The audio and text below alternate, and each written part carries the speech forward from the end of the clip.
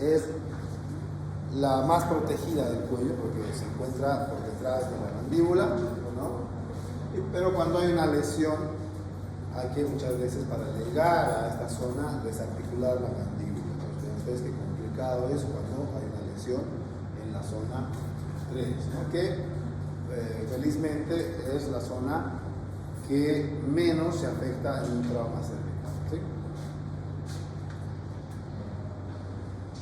¿Cuál va a ser el manejo inicial de nuestros pacientes con trauma cervical?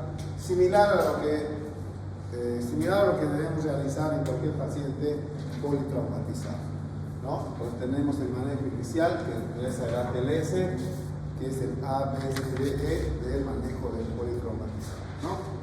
En la cual la línea,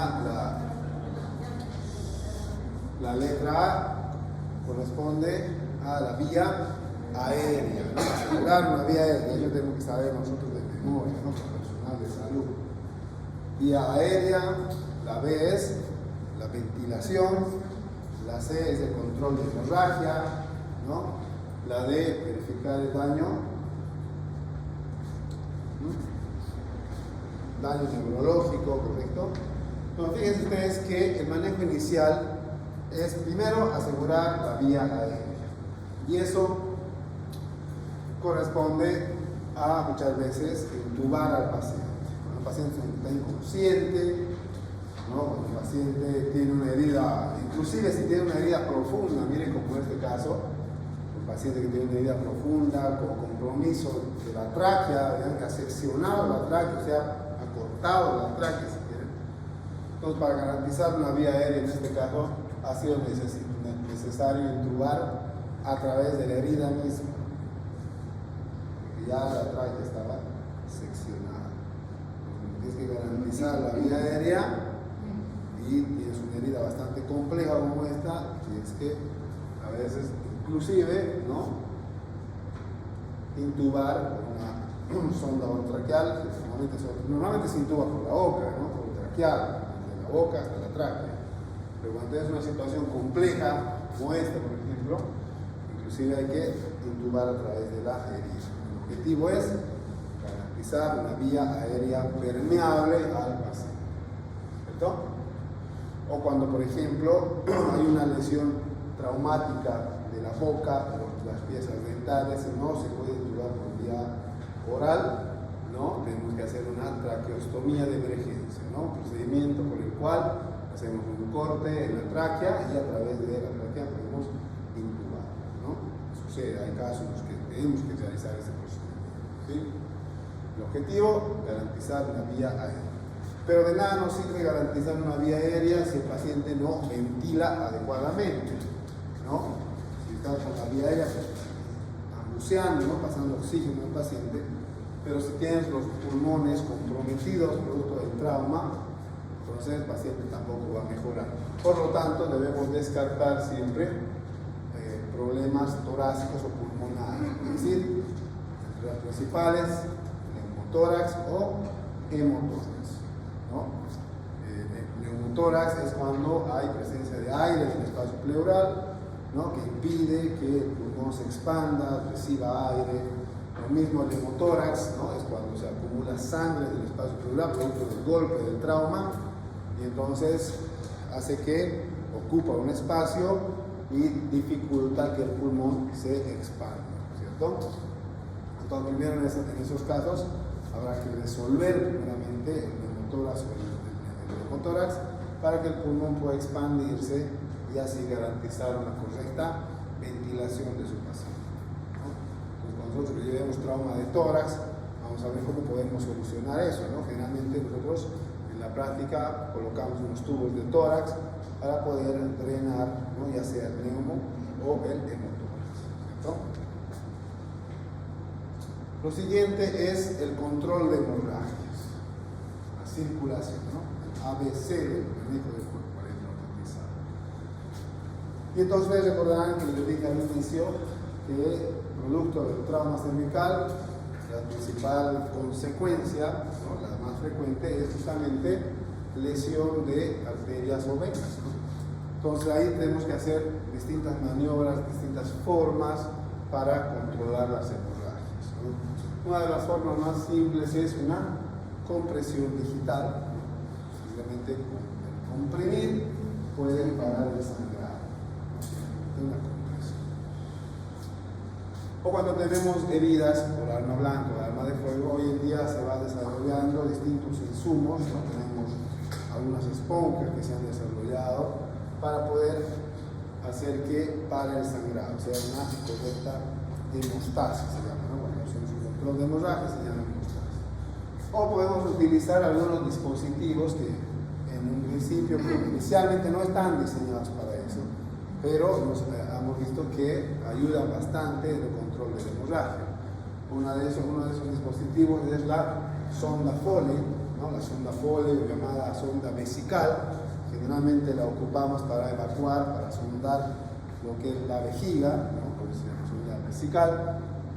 Pero en estos casos de trauma cervical la podemos utilizar de la siguiente manera. Miren, cuando hay una herida profunda en el cuello, cercano con lesión de arteria o vena, lo que hacemos es, a través de la herida, pasar la sonda Foley. Saben que la sonda Foley tiene un balón de seguridad que se insufla, ¿no? Por solución fisiológica a través de una vía que tiene la sondita. Y entonces, con el uso de este baloncito de seguridad, traccionando obviamente, podemos hacer una hemostasia por compresión, ¿no? De esa manera utilizamos la sonda Foley, que no está diseñada para eso, pero como ven, nos sirve, es mucha utilidad para controlar un sangrado, ¿sí? Es una forma que tenemos también para, como les decía, controlar un sangrado profuso producto de un trauma, ¿cierto? Bien. Luego vendrá el examen físico en general, ¿no? Una vez controlada la hemorragia, garantizada la vía aérea del paciente, una vez que tienes un paciente ventilando adecuadamente, pues el siguiente paso es hacer un examen físico general del paciente, ¿no? Verificar o hacer una correcta valoración, minuciosa valoración de la herida, ¿no? En qué zona está, qué profundidad tiene, si es una herida regular, irregular, una herida por arma de fuego o arma blanca, ¿no? Cuando ya tienes al paciente estabilizado, por decir, ¿no? Con oxigenación, has controlado la hemorragia, ¿no? Después ya el siguiente paso es estudiar, analizar, manejar sobre todo la herida, ¿no? Algo que no se recomienda en trauma cervical es el hacer la exploración digital, ¿no? Por ejemplo, cuando hay un trauma abdominal por arma de fuego o arma blanca principalmente, nosotros en cirugía, para poder determinar qué lesión, qué trayectoria ha tomado esa herida, generalmente introducimos el dedo, ¿no? En trauma abdominal estamos hablando, ¿no? El paciente viene con su herida en el abdomen, nosotros de emergencia ponemos un poquito de lidocaína, obviamente porque no le duele al paciente, y hacemos una exploración digital a través de la herida para ver la trayectoria de la herida, la profundidad y si ha habido o no lesión del peritoneo parietal, porque si una herida en abdomen lesiona el peritoneo parietal, que es la capa más interna de la pared, entonces ese paciente tiene que ser operado, ¿no? Hay que hacer una laparotomía, hay que ingresar a la cirugía para explorar, ¿no? Qué órgano se ha lesionado, ¿no? En trauma cervical, como tenemos estructuras muy delicadas, no se recomienda hacer una exploración digital, ¿ya? Simplemente controlar el sangrado, ¿ya? Tampoco se recomienda clampear vasos, ¿no? Una query o hacer una ligadura, porque se puede dejar sin irrigación una determinada zona del cuello y eso que causa isquemia y necrosis, ¿no? Por lo tanto, ¿no? El control de hemorragia, como les decía, debe ser ya sea por compresión, colocar una gasa de estas que hacen hemostasia o utilizar la sonda Foley que hace compresión, pero es momentánea, ¿no? Porque se desinfla el baloncito, el quirófano y se puede separar la lesión, ya sea arterial o venosa, ¿no? No se recomienda de entrada ligar los vasos para controlar, simplemente hacer hemostasia con, ya les decía, ¿no? Con esos tipos de métodos, ¿listo?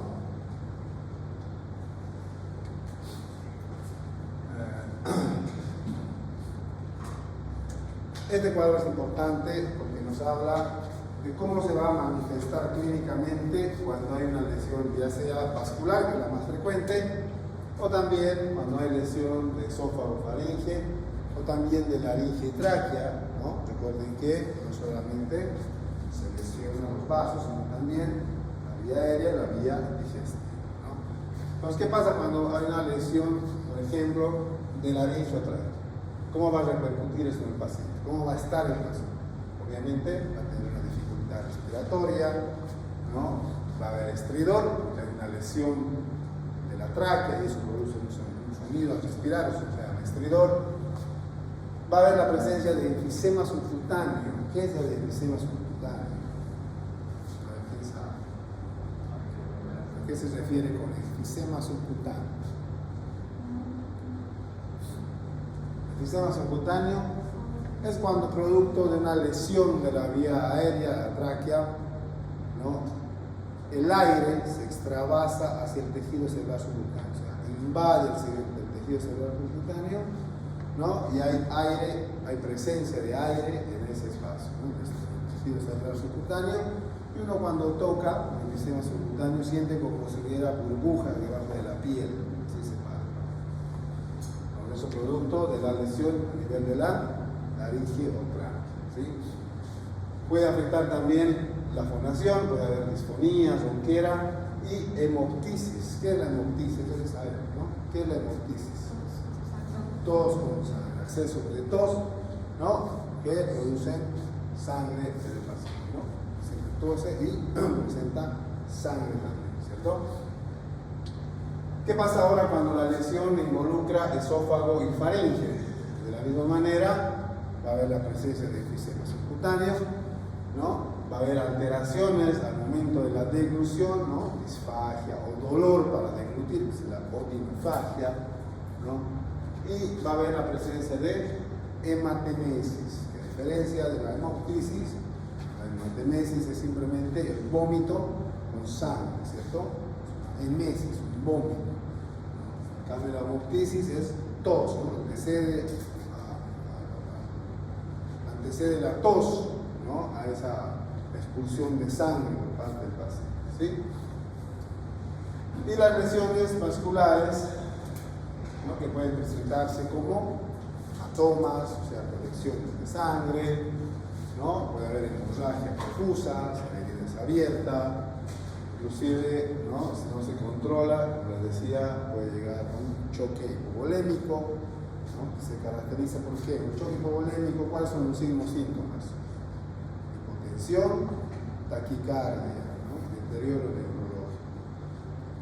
Así se caracteriza un choque hipovolémico, ¿no? Si tú tienes un paciente con una herida del cuello que está con una presión baja, ha sangrado bastante, ¿no? El corazón empieza a compensar esa falta de sangre, ¿no? Empieza a latir más rápido, es una taquicardia compensadora, ¿no? Esos son los signos síntomas de un choque hipovolémico, ¿no? O sea, hay un sangrado en demasía que está afectando de manera grave al paciente, ¿sí?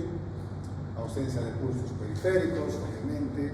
Cuando hay un sangrado profuso, ¿qué es lo que hace el cuerpo? Prioriza la circulación central, ¿no? En desmedro de la circulación periférica. Entonces, va a haber ausencia de pulso periférico, cianosis distal, ¿no? Entonces, eso va a pasar cuando hay una lesión vascular. Bueno, hay unos signos de lesión vascular también que en trauma cervical conocemos como lesiones o signos, vamos a traducir esto, signos duros y signos blandos de lesión vascular, ¿no? Los hard signs o los soft signs en inglés son signos duros y signos blandos. ¿A qué se refiere esto? Cuando un paciente, producto de un trauma cervical, presenta sangrado profuso de la herida, ¿no? Ausencia de pulso carotidio o ausencia de pulso en miembros inferiores, ¿no? Hay un hematoma expansivo, es decir, una colección de sangre que se va haciendo cada vez, cada segundo, cada minuto más grande, ¿no? Si uno le pone un estetoscopio, es una toma, la de un soplo, un frémito, ¿no? Y inclusive puede haber isquemia distal. Cuando el paciente presenta esos signos y síntomas, nos dice que ese paciente tiene una lesión vascular. Hay una lesión vascular eminente en ese paciente, ¿no? Eso se llama signos duros de lesión vascular. Por otro lado, los signos blandos nos sugieren que hay posiblemente una lesión vascular importante. ¿Cuáles son esos signos? Una herida proximal a un vaso importante del cuello, ¿no? Un hematoma, que si bien está ahí el hematoma, no aumenta de tamaño, no crece con el paso entre los segundos, los minutos, ¿no? Ha habido una hemorragia importante durante el evento, ¿no? Una historia de hemorragia durante el hecho. Puede haber un poco de déficit neurológico o puede, además de la lesión, puede haber luxaciones articulares, ¿no? Entonces, cuando tenemos estos pacientes con estos signos síntomas muy sugerentes de una lesión vascular, entonces tenemos que internar al paciente, observar, ¿no? Observar que esto vaya remitiendo conforme compensamos al paciente, o también puede ser que, ¿no? En ese momento no hay signos duros de lesión vascular, puede ser que con el tiempo se vayan presentando. Por eso se debe siempre internar a un paciente con un trauma cervical para observación. Entonces, pendientes de que no se presenten ninguno de estos signos que nos digan que evidentemente ha habido ahí una lesión vascular. ¿Correcto?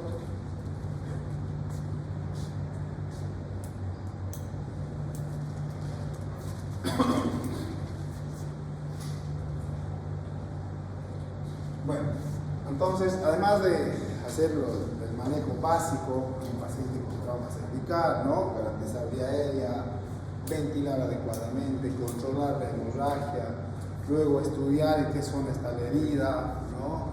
Trayectoria, la complejidad de la herida, ¿no? Descartar o afirmar esos signos de lesión vascular, ¿no? Luego de eso, una vez que estabilizamos al paciente, pues podemos hacer algunos estudios, ¿no? Imagenológicos principalmente, con el fin de descartar o sumar más lesiones del paciente por traumatizado, ¿no?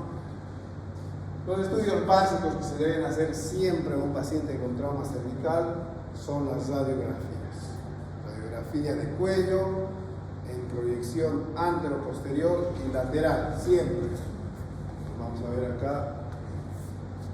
Entonces, siempre que usted tenga un paciente con trauma cervical, ya sea abierto o cerrado, siempre debemos solicitar una radiografía de columna cervical, ya sea en proyección antero-posterior y lateral. Esta imagen, por ejemplo, es una radiografía de columna cervical en proyección lateral, o sea, la estamos viendo de lado, ¿no? Y también debemos solicitar, como parte del protocolo, una radiografía de tórax. Que no olviden, y mucho más cuando las lesiones de repente son en la base del cuello, ¿no? Entonces ahí justifica con mayor razón una radiografía de tórax para descartar estas lesiones que también se pueden producir, ¿no? Por un trauma cervical, ¿no? La presencia de un neumotórax, ¿no?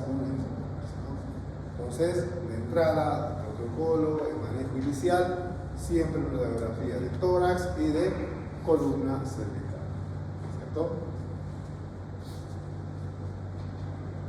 Bien.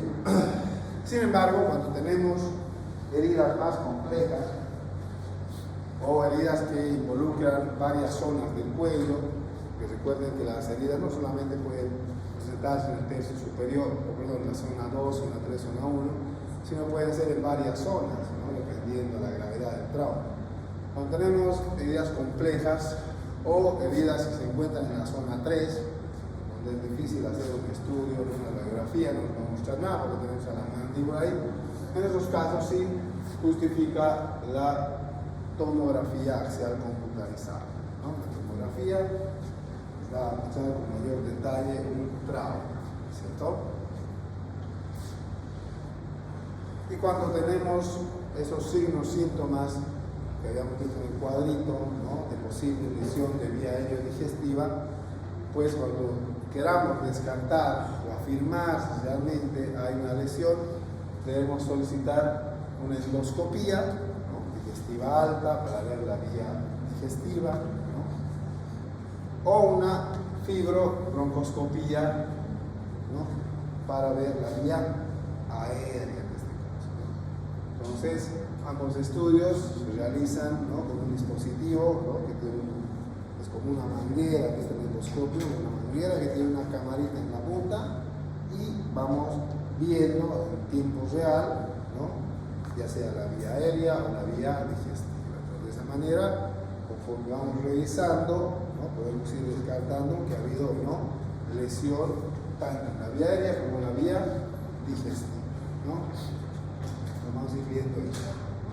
Como les decía, miren, lesiones que involucran en la zona 3, tomografía, porque además hoy día la tomografía puede hacer una reconstrucción en 3 dimensiones de la lesión, ¿no? Tenemos una ventaja. Hoy en día ya las pruebas de imagen son más sofisticadas, ¿no? Entonces podemos, similar a lo que habíamos visto en trauma maxilofacial, recuerda que decía la tomografía hoy día puede hacer una reconstrucción y podemos ver, ¿no?, con lujo de detalle, de diferentes ángulos, un determinado trauma maxilofacial, ¿no? Lo mismo en tomografía o en lesiones a nivel del cuello, ¿no?, sobre todo para lesiones complejas, ¿no?, zona 3 del cuello, que es un poco difícil de explorar con los métodos más convencionales, ¿no? Cuando hay lesión vascular, cuando estamos sospechando de una lesión vascular, podemos recurrir al angiograma, ¿no? El angiograma es un estudio contrastado en el cual inyectamos al paciente un contraste por vía arterial o vía venosa, de tal manera que nos va a hacer un dibujo, ¿no?, va a dibujar, si quiere, todo el vaso, ¿no?, sus ramas, y si hay una lesión a ese nivel, pues nos va a identificar, ¿no?, si hay una lesión de una determinada arteria principal o rama, ¿no? Entonces, cuando estamos sospechando de una lesión vascular, ¿no?, podemos realizar este estudio que es la angiografía o angiograma, ¿sí? Hoy en día, incluso si la lesión es mínima, ¿no?, y el paciente está estable, se puede hacer el tratamiento incluso a través de este estudio, ¿no? Hoy día se han desarrollado distintos dispositivos como los stents o balones que pueden, ¿no?, hacer hemostasia por vía endovascular, ¿no? Entonces ya el paciente se evita hacer una cirugía para poder identificar el vaso, ligar. Hoy día el tratamiento se puede hacer por la misma vía, o sea, por vía endovascular, o sea, por dentro de la arteria. Esas son las ventajas que tenemos hoy día, ¿no? Entonces, la angiografía no solamente va a ser diagnóstica, sino también terapéutica, ¿sí? Otro estudio que también nos permite valorar si hay alguna lesión vascular, sobre todo, es la ecografía Doppler, ¿no?, o ecodoppler, como se conoce, ¿no? Entonces, a diferencia de la angiografía, el ecodoppler es un estudio menos invasivo, porque no necesitamos inyectar nada de contraste al paciente en la vía arterial, ¿no? Es un estudio, podemos decir, económico, no invasivo, ¿no? Tiene esas ventajas, la sensibilidad es del 99 a 100%, ¿no? Como decía, es no invasivo económico, pero sin embargo tiene también algunas desventajas, ¿no? Sobre todo que requiere un personal entrenado, ¿no?, para poder realizar una buena ecografía, ¿no? Es operador dependiente, ¿no?, depende mucho de la experiencia que tenga el que hace la ecografía, ¿cierto? Otro es que es muy difícil hacer una ecografía en la zona 1 o zona 3 porque tenemos una estructura ósea por delante, ¿no?, que dificulta hacer una ecografía. Es una desventaja que tiene este estudio imagenológico, no es terapéutico, no se puede solamente para poder ver si hay alguna lesión o no de una arteria, un vaso, una vena, ¿no? Obviamente no nos va a dibujar todo el trayecto de una arteria con una radiografía. Entonces, como ven, es un estudio básico, económico, que nos puede ayudar en los diagnósticos, sobre todo cuando estamos sospechando de lesiones vasculares, ¿no? Y si es imposible realizar, o si tenemos una lesión de zona 1, zona 2, o zona 3, perdón, ¿no? Y hay una posible lesión vascular, ¿no? Simplemente nos quedaría hacer una tomografía, ¿no? A las zonas 2, sobre todo, como les decía, ¿no? Nos puede ser bastante útil un ecodoppler, ¿sí? Y lo otro les decía, ¿no? Cuando hay lesiones a nivel de la vía aérea digestiva, pues qué mejor que solicitar una endoscopía. Entonces, la endoscopía nos va a mostrar las heridas producto del trauma, ¿no? En tiempo real, ¿no? El procedimiento mismo vamos viendo, ¿no? En algunos casos también puede ser terapéutico cuando las lesiones son mínimas, ¿no? Se puede hacer hemostasia a través de la endoscopía, ¿no? Se puede, entonces, tanto diagnóstico como terapéutico, ¿cierto? El manejo en general, cuando ya tenemos estudiado a nuestro paciente politraumatizado con trauma cervical, el manejo depende de cuán estable esté nuestro paciente, es decir, cómo están los signos vitales, ¿no? Eso depende, si está con una buena presión, si está consciente, lúcido, si tiene la frecuencia cardíaca normal, dentro de parámetros normales, la frecuencia respiratoria. Si tienes un paciente con un trauma cervical estable, con signos vitales normales, consciente, podemos hacer estudios, ¿no? Para identificar cuál ha sido en específico la lesión. Pero si tienes un paciente inestable, ¿no? Con presión baja, diaforético, nubilado, reglado alterado, sin nivel de conciencia alterado, ¿no? Signos duros de infección vascular, ¿no? Un hematoma expansivo, ¿no? Auscultas ese hematoma diafrémico, ¿no?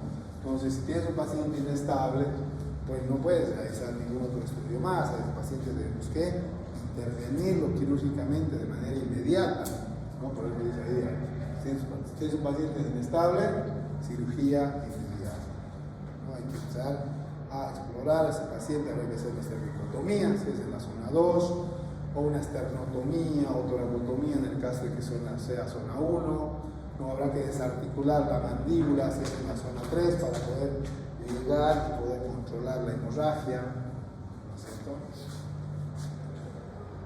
Entonces, el manejo, como decía, depende. Si tienes un paciente estable, asintomático, pues puedes hacer estudios al paciente, dejar una observación y hacer más estudios, ¿correcto? ¿Cuáles son los estudios que requerimos? Ya les decía al inicio, ¿no? Rayos X de tórax, rayos X cervical, en proyección anteroposterior y lateral, eso de entrada, ¿no? Radiografía. Todo paciente que tiene un trauma cervical, ya sea abierto o cerrado, siempre tiene que hacer su radiografía de columna cervical en 2 proyecciones, anteroposterior y lateral, y además está obligado a hacer una radiografía de tórax, ¿sí? Eso de entrada, protocolo, eso es manejo inicial en todo paciente politraumatizado, ¿cierto? Luego, cuando tenemos lesiones en zona 2, un examen físico, observar al paciente. Zona 1 ya un poquito más compleja, tenemos que realizar diferentes estudios, ¿no? Y hacer una tomografía, o si la lesión es en la línea media y el paciente está con esos síntomas de posible lesión de vía aérea digestiva, ¿no? Tenemos que solicitar una endoscopía o una fibrobroncoscopía, ¿no? Lo mismo en la zona 3, ¿no? Entonces, todo dependerá de, como ven, nuestro examen físico al paciente, ¿cierto? Y en general, como les decía, el manejo es dependiendo de la estabilidad, ¿no? Si tienes un paciente con lesión en zona 1, ¿no? Si está estable hemodinámicamente, simplemente hay sospecha de alguna lesión, puedes hacer procedimientos diagnósticos, ¿no? Angiografía, endoscopía de vía aérea, vía digestiva, ¿no? Si identificas una lesión, pues el tratamiento es reparar simplemente esa lesión. Si no hay lesiones, observar al paciente por 24, 48, 72 horas, lo que se lo merite, y alta del paciente si no se identifica ninguna lesión. Lo mismo en la zona 2, ¿no? Dependiendo de la movilidad dinámica, la estabilidad de la dinámica en actividad. Lo mismo en la zona 3, ¿no? Dependerá si tienes un paciente con choque hipovolémico, bueno, no vas a pedir endoscopía, no, el paciente tiene que entrar a quirófano.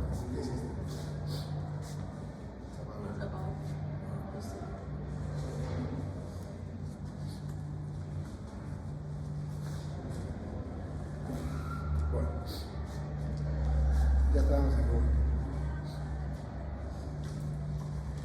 Bueno, ¿y qué pasa cuando identificamos lesiones de la vía aérea y vía digestiva?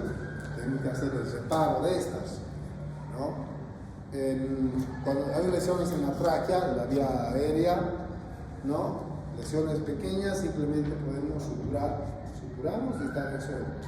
Lesiones más grandes, de 6 centímetros o más, también hacemos sutura, pero además debemos hacer un colgajo muscular, es decir, reforzar esa sutura con colgajo muscular para evitar la dehiscencia de sutura, para evitar que se suelten los puntos, porque eso cuando hay lesión de vía aérea, ¿sí? Depende del tamaño, ¿no? Del tamaño de la lesión, ¿cierto?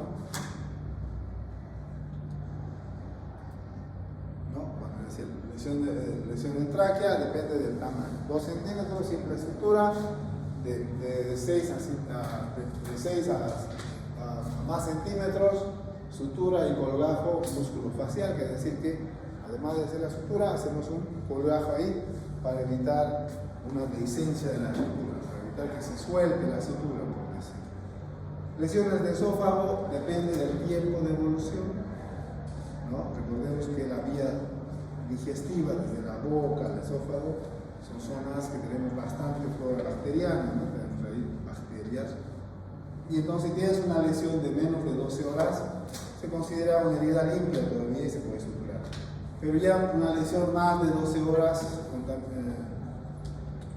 consideramos esa lesión como una herida contaminada, ¿no? Y entonces tendremos que poner, además de hacer una sutura, un drenaje para evitar que haga una infección, ¿no? O si en caso de hacer una colección purulenta pueda drenarse a través del drenaje, ¿sí? Dependerá de la lesión del esófago el tiempo de evolución. Y para poder abordar quirúrgicamente cualquier lesión en el cuello, tenemos estas diferentes incisiones, ¿no? La cervicotomía, ven acá, esta es la cervicotomía estándar, o sea, se realiza en la mayor parte de los pacientes que tienen lesiones en el cuello. Puede ser anterior, puede ser posterior al esternocleidomastoideo, ¿cierto? Tenemos otra incisión que es la supraclavicular, ven acá, ya azul, ¿no? Es otro tipo de incisión, ¿cierto? Es la incisión supraclavicular para abordar sobre todo, ¿no? Estructuras en la base del cuello, zona 1.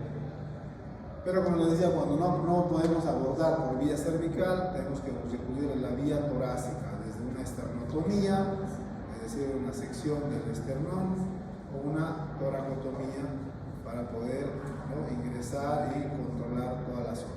Sobre todo cuando la lesión es a nivel de zona 1 o base del cuello. ¿Sí? Bien. Entonces con eso hemos terminado esta clase. El viernes vamos a de todas maneras